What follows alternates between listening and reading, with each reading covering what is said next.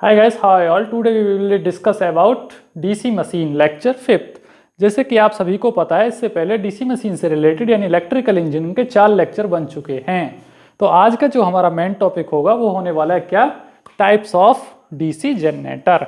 इससे पहले हमने कंस्ट्रक्शन और मैकेनिकल कंस्ट्रक्शन इलेक्ट्रिकल प्रॉपर्टीज को अच्छे से समझ लिया है कि जनरेटर क्या होता है और कितने प्रकार का होता है। लेकिन आज जो हम पढ़ने वाले हैं वो होगा इलेक्ट्रिकल इंजीनियरिंग का मेन टॉपिक, क्योंकि जो जनरेटर होता है वो कितने प्रकार का होता है, कैसे डिजाइन किया जाता है, उसी चीज को हम स्टडी करेंगे। तो सबसे पहला पॉइंट क्या है, types of DC generator. DC generator के कितने टाइप्स होते हैं? तो टाइप्स जो होते हैं वो होते हैं 2, यानी डीसी जनरेटर 2 प्रकार का होता है। एक होता है सेल्फ और दूसरा कौन सा होता है, सेपरेटली। तो यहां से पहला टाइप आ जाता है separately excited DC generator.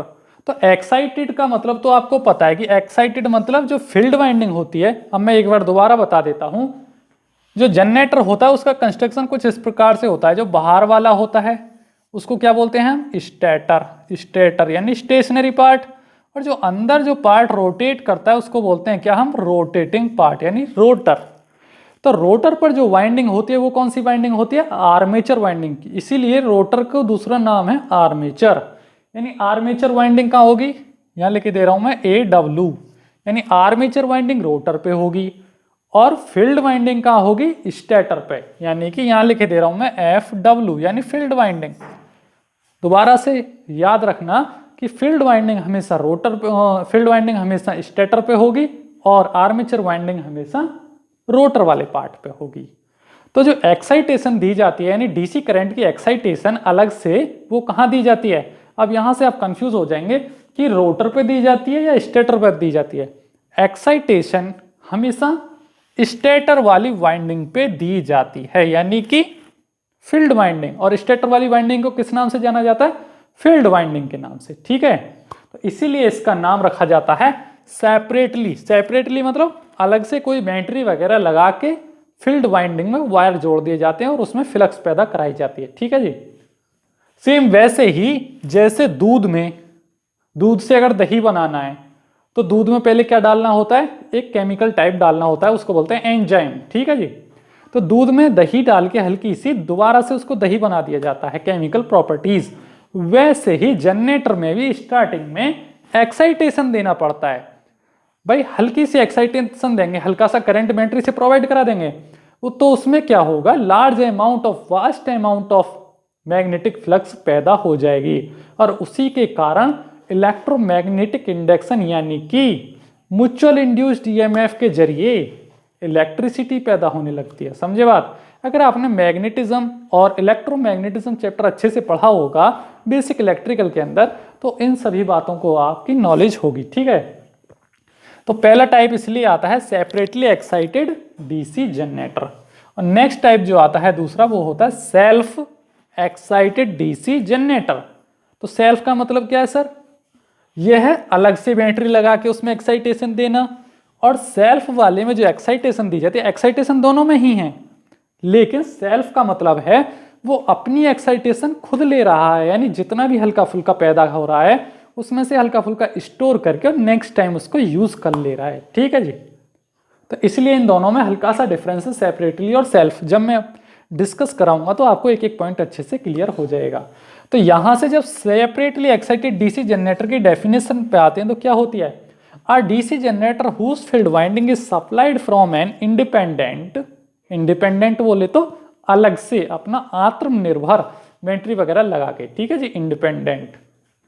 External यानी बाहरी अलग से लगाया जाता है ना, इसलिए इसको एक्सटर्नल डीसी सोर्स बोला गया। तो कभी भी आपसे पूछा जाए कि इंडिपेंडेंट एक्सटर्नल डीसी सोर्स का यूज कौन से जनरेटर में किया जाता है, सेल्फ या सेपरेटली, तो आप सभी को पता है सेपरेटली में ही किया जाता है। ठीक है जी। इसीलिए इंडिपेंडेंट एक्सटर्नल डीसी सोर्स लगाया जाता है सेपरेटली एक्साइटेड डीसी जनरेटर में एक्साइटेशन देने के लिए। जैसे लोग ताकत बढ़ाने के लिए मास गेनर वगैरह का यूज करते हैं, वैसे ही जनरेटर में भी उसमें स्टार्टिंग में एक्साइटेशन देने के लिए डीसी करंट का यूज किया जाता है। ठीक, अब ये जो जनरेटर हैं, इनमें जो वोल्टेज पैदा होगा वो कितना होगा, तो सबसे पहले भैया टर्मिनल वोल्टेज की बात आती है। टर्मिनल वोल्टेज क्या होता है इसमें, अब यही तो समझने वाली बात है, टर्मिनल वोल्टेज होता क्या है। मान लीजिए ये है आपका जनरेटर, कभी भी आपने देखा होगा, ये होगी जनरेटर की पुली। इस पुली को अगर गोल गोल घुमाया जाए, इसमें लगे होते हैं दो वायर, एक होता है प्लस और माइनस। तो इन प्लस और माइनस के वायर पे 230 वोल्टेज मिल रहा है, मान लीजिए आपको आरएमएस वैल्यू। तो जो इन वायर पे वोल्टेज मिल रहा है उसी को बोलेंगे टर्मिनल वोल्टेज, क्योंकि प्लस टर्मिनल और माइनस टर्मिनल को ही तो टर्मिनल बोला जाएगा, टर्मिनल वोल्टेज। ठीक है जी। वोल्टेज पैदा होने लगता है यानी ईएमएफ जनरेट होने लग जाता है, तो उसके अंदर, अब ये जनरेटर मान लीजिए, ये क्या है, एक जनरेटर, ये इसकी पुली। अगर इस पुली को गोल गोल घुमाया जाए तो जो इसके टर्मिनल हैं प्लस और माइनस, इन पे कुछ वोल्टेज आता है, आप सभी ने देखा होगा। लेकिन सबसे पहले तो जनरेटर के अंदर ही वोल्टेज पैदा होगा ना, तो जो अंदर वोल्टेज पैदा होता है जनरेटर में उसको बोला जाता है जनरेटेड वोल्टेज, और उसका सिंबल क्या होता है, ईबी, यानी ई फॉर ईएमएफ और हल्का सा नीचे बी लिखा होता है, इसीलिए लिखा जाता है इसको क्या, जनरेटेड, या इसको कभी कभी जीवी लिख दिया जाता है, ईजी। ईजी बोले तो जनरेटेड वोल्टेज, जनरेटेड वोल्टेज। ठीक है। दूसरा शब्द आता है आपका टर्मिनल वोल्टेज, टर्मिनल वोल्टेज। तो जनरेटेड वोल्टेज कितना होता है, ईजी।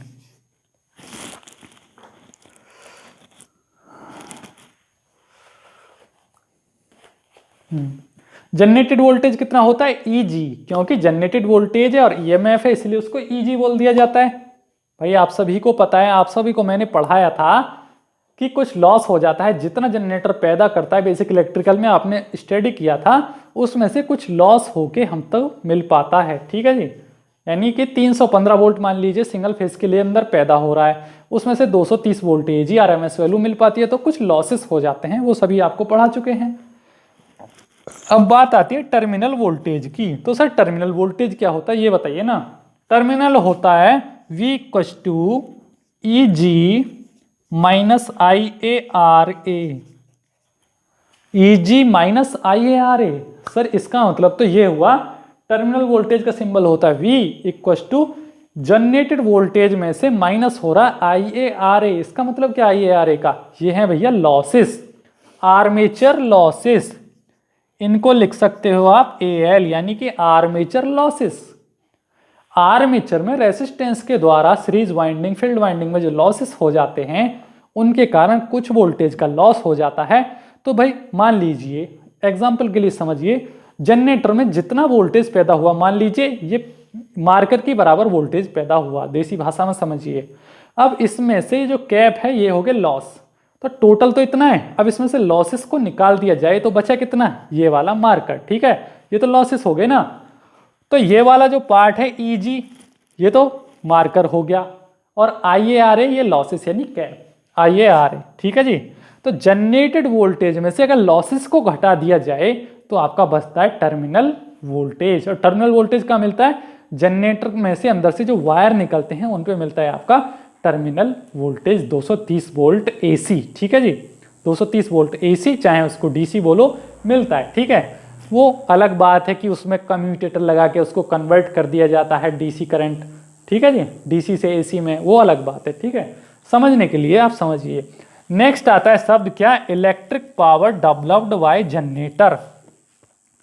भाई जनरेटर में जो पावर डेवलप्ड होती है उसका फॉर्मूला क्या होगा, फॉर्मूला होगा यहां से क्या, EG × IA, EG × IA। याद रखना, इलेक्ट्रिक पावर जो डेवलप्ड होती है जनरेटर के अंदर, डेवलप्ड मतलब पैदा होने की बात की जा रही है, सप्लाई की बात नहीं कर रहे, जो उसके अंदर पैदा हो रही है। अब पैदा में से कुछ लॉसेस भी होंगे आगे जाके। ठीक है, तो जनरेटर के अंदर कितनी पावर डेवलप्ड होती है, EG × IA। EG क्या है, नॉर्मली आपने देखा होगा पावर का फॉर्मूला होता है P = V × I।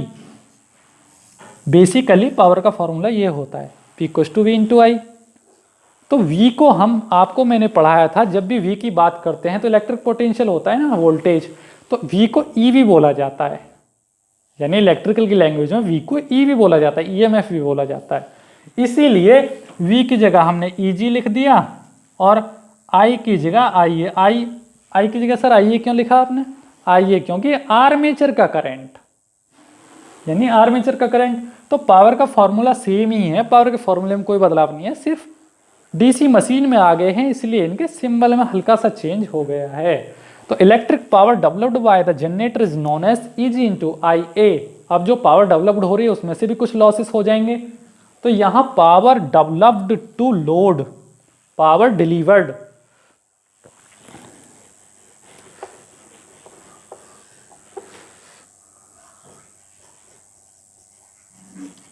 अब पावर डिलीवर्ड टू लोड यानी कि डेवलप्ड तो हो गई, अब उसमें से कुछ लॉसेस होके लोड क्या होंगे सर? मान लीजिए जनरेटर लगा रखा है, जनरेटर पे मान लीजिए हमने फैन लगा दिया पंखा चलने के लिए या बल्ब लगा दिया, तो जो पंखा और फैन है वो लोड कहलाएंगे ना, जो उसके टर्मिनल्स पे कनेक्टेड हैं तो लोड। यानी लोड तक कितनी पावर सप्लाई कर रहा है जनरेटर, डिलीवर्ड हो रही है, अब वही तो पढ़ना है। यानी EG/IA में से Eg इंटू IA में से अगर लॉसेस को माइनस कर दिया जाए, माइनस लॉसेस, तो पावर कितनी डिलीवर्ड होगी जनरेटर के द्वारा? V into IA, V into IA। ये सारे फॉर्मूले आपको लर्न होने चाहिए क्योंकि एग्जाम में यहाँ से पूछ लिया जाता है क्वेश्चन, न्यूमेरिकल बेसिस भी क्वेश्चन आएगा, थ्योरेटिकल बेसिस भी क्वेश्चन आएगा, तो सारी चीज़ें आपको पता होनी चाहिए। मैं एक बार फिर रिवाइज करा देता हूँ। जनरेटेड वोल्टेज जो होता है किसी भी जनरेटर का Eg होता है, यानी जनरेटेड EMF, इसी को जनरेटेड EMF के नाम से भी जाना जाता है। ठीक है जी, Eg। अब वोल्टेज की बात है तो पावर की बात भी होगी, तो इलेक्ट्रिक पावर यानी generated power by the generator is known as Eg into IA। वैसे ही टर्मिनल वोल्टेज की बात होगी। अब यहाँ से एक बात बहुत ही ध्यानपूर्वक देखना, जब भी जनरेटेड की बात होगी तो जनरेटर के अंदर की बात हो रही है, और जब भी टर्मिनल की बात होगी तो उसके वायर पे कितना वोल्टेज मिल रहा है वो बात होगी। यानी कि अगर जनरेटर के बाहर की बात है, यानी जनरेटर के बाहर यानी पैदा होकर कितना फेंक रहा है इलेक्ट्रिसिटी, तो उसको बोला जाएगा टर्मिनल। और जब भी इनसाइड की बात होगी यानी जनरेटर के अंदर कितना पैदा हो रहा है उसको बोला जाएगा जनरेटेड। ठीक है जी। तो यहाँ से आपका सेपरेटली एक्साइटेड डीसी जनरेटर के साथ साथ उसके सारे न्यूमेरिकल्स, उसके साथ उसके फॉर्मूलाज, उसकी सारी थ्योरी क्लियर होती है। अब यहाँ से मैं आपको नेक्स्ट पॉइंट कराता हूँ, क्या? सेल्फ एक्साइटेड डीसी जनरेटर से रिलेटेड। अब यहाँ से आपका नेक्स्ट टाइप का जनरेटर स्टार्ट होता है, उसका नाम है self excited DC generator. Excitation दोनों में ही है, आप सभी को पता है कि एक्साइटेशन दोनों में ही देना है, लेकिन एक्साइटेशन देने का तरीका चेंज हो जाता है, तो इसीलिए नाम इसका सेल्फ एक्साइटेड डीसी जनरेटर है, क्योंकि सेल्फ खुद की एक्साइटेशन खुद ही पैदा करता है। अब वो फेरबदल एक्साइटेशन देने का जो तरीका है उसकी वाइंडिंग को चेंज करके करा जाता है, क्योंकि इसमें एक्सटर्नल बैटरी का यूज नहीं किया जाता है, जबकि सेपरेटली एक्साइटेड डीसी जनरेटर में एक एक्सटर्नल डीसी सोर्स लगाया जाता था, इसीलिए उसको कम यूज किया जाता है, उसको प्रैक्टिकली यूज किया जाता है, लेकिन कहीं भी उसका यूज नहीं है सेपरेटली का, वो सिर्फ और सिर्फ प्रैक्टिकली यूजेस के लिए है। यानी जो यूज में आता है जनरेटर वो सेल्फ वाले ही यूज में आते हैं, ये वाले जनरेटर जो हैं सेपरेटली वाले कहीं भी यूज में नहीं आते हैं। ठीक है जी। तो जो यूजफुल जनरेटर हैं वो कौन से हैं? Self excited DC generator. लेकिन आप बोलेंगे सर आपने सेपरेटली क्यों पढ़ा है जब ये यूजफुल ही नहीं है? क्योंकि भैया हमारे कोर्स से जुड़ा हुआ है और ये यानी मेन पॉइंट है, यहीं से समझ में आता है सारा जनरेटर का फंडा। ठीक, तो ये जो सेल्फ एक्साइटेड डीसी जनरेटर है इसकी डेफिनेशन की बात करते हैं, जब a DC generator whose field magnet winding is supplied from the output of the generator. अब यहाँ से आपको बिल्कुल भी समझ में नहीं आया होगा डेफिनेशन से, तो मैं आपको बता देता हूँ। ठीक है जी। जो जनरेटर होता है उसमें बेसिकली जो वोल्टेज पैदा होता है यानी कि ईएमएफ जो पैदा होता है वो आर्मेचर वाले पार्ट पे ही होता है।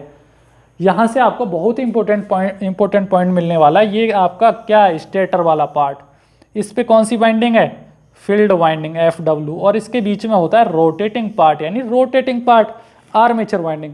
तो हमेशा याद रखना जो ईएमएफ जनरेट होता है किसी भी जनरेटर में, डीसी जनरेटर में, वो रोटेटिंग वाली यानी आर्मेचर वाइंडिंग पे ही होता है। ठीक है जी, आर्मेचर वाइंडिंग पे ही होता है। फील्ड वाइंडिंग तो सिर्फ और सिर्फ जनरेटर के अंदर एक्साइटेशन देने के लिए होती है, यानी कि हेल्पर वाइंडिंग भी बोला जाता है इसको। ठीक है, तो यहाँ एक्साइटेशन डीसी सोर्स से ना मिलके एक्साइटेशन आर्मेचर वाइंडिंग से ही हल्का सा प्रोवाइड कराया जाता है। ठीक है जी, तो इसमें बाहर से कोई भी डीसी सोर्स लगाने की जरूरत नहीं है। तो आपसे एग्जाम में अगर पूछ लिया जाए ऐसा कौन सा जनरेटर है जिसमें सेल्फ एक्साइटेशन दी जाती है, सेल्फ एक्साइटेशन दी जाती है, तो आप बोलेंगे सेल्फ एक्साइटेड डीसी जनरेटर। और जिसमें एक्सटर्नल एक्साइटेशन दी जाती है वो हो गया सेपरेटली एक्साइटेड डीसी जनरेटर। आई बात समझ में? तो यहाँ से जो ये सेल्फ एक्साइटेड डीसी जनरेटर, ज़्यादा इसमें आंतरिक चीज़ों में जाने की जरूरत नहीं है। यहाँ से इसके टाइप को स्टडी कर लेते हैं। पहला टाइप है सीरीज, यानी series self excited DC generator, यानी series field winding.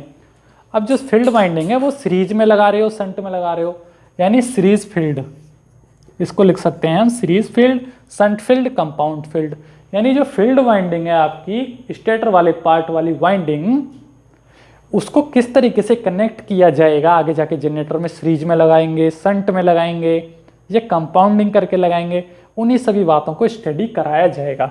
Series field winding, shunt field winding and compounding.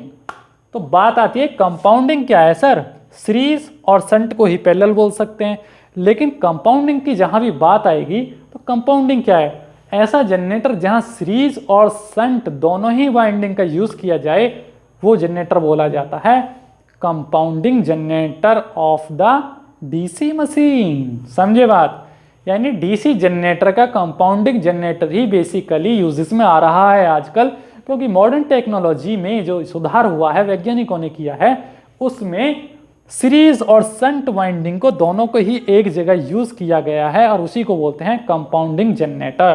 तो यहाँ से आपका सेल्फ एक्साइटेड डीसी जनरेटर का टॉपिक भी समाप्त होता है। अब बात आती है कि सर इसकी भी तो जनरेटेड ईएमएफ, टर्मिनल वोल्टेज और पावर डेवलप्ड, पावर डिलीवर्ड के फॉर्मूले होंगे। हाँ, वो मैं आपको लिखवा देता हूँ इससे रिलेटेड, ठीक है, क्योंकि वो फॉर्मूले बहुत ज़्यादा इंपॉर्टेंट हैं। लेकिन उससे भी ज़्यादा इंपॉर्टेंट है इसकी थ्योरी, क्योंकि थ्योरी को समझना, सबसे पहले आपको थ्योरी तो समझनी पड़ती है। भाई मान लीजिए ये क्या है, एक मार्कर। सबसे पहले आप क्या देखोगे, इसमें इसकी प्लास्टिक की बॉडी है, इंक भरी जाती है, इसमें एक निब है, यही तो। लेकिन इसके कार्य अलग होंगे, यानी इसकी प्रॉपर्टीज अलग होंगी, क्योंकि ये लिख भी सकता है, ये इसकी प्रॉपर्टी होगी ना। पहले उसका मैकेनिकल कंस्ट्रक्शन देखो आंखों से, फिर उसकी इलेक्ट्रिकल प्रॉपर्टीज को समझो। ऐसा नहीं है कि डायरेक्ट ही आप इलेक्ट्रिकल फॉर्मूले पढ़ लिए, मैकेनिकल के बारे में आपको कुछ पता ही नहीं है। भाई मैकेनिकल चीज़ों को देखना, उनको ऑब्जर्व करना, साथ में उसकी इलेक्ट्रिकल प्रॉपर्टीज को समझना, तब जाके आप इलेक्ट्रिकल इंजीनियर बनते हैं। समझे बात? क्योंकि फॉर्मूले रटने से कोई भी इंजीनियर नहीं बन जाता, उसकी मैकेनिकल और इलेक्ट्रिकल प्रॉपर्टीज को समझने से कोई भी एक सक्सेसफुल इंजीनियर बनता है, तभी एसएससी जेईई का एग्जाम क्लियर हो पाता है। ठीक है, तो यहाँ से आपको दोनों जनरेटर अच्छे से समझ में आ गए होंगे। अब यहाँ से जो नेक्स्ट टाइप चलेगा वो चलेगा क्या? Series field type self excited DC generator का। ठीक है जी, तो यहाँ से लेक्चर यहीं समाप्त होता है और नेक्स्ट लेक्चर कल करेंगे और उसी में आपको सीरीज फील्ड। अब आप बोल रहे होंगे कि सर आपने इसके फॉर्मूले नहीं लिखवाए। वो मैंने इसलिए नहीं लिखवाए क्योंकि इसके जो सेल्फ एक्साइटेड वाले के फॉर्मूले हैं प्रत्येक टाइप के अलग अलग हैं। तो जैसे जैसे ये टाइप कराता जाऊंगा उसी के साथ इसके फॉर्मूले भी लिखवाता चला जाऊंगा साथ में साथ। ठीक है, और फिगर भी बनवाऊंगा। तो thank you so much for watching this lecture. See you again tomorrow with new lecture series type DC generator. Thank you so much again.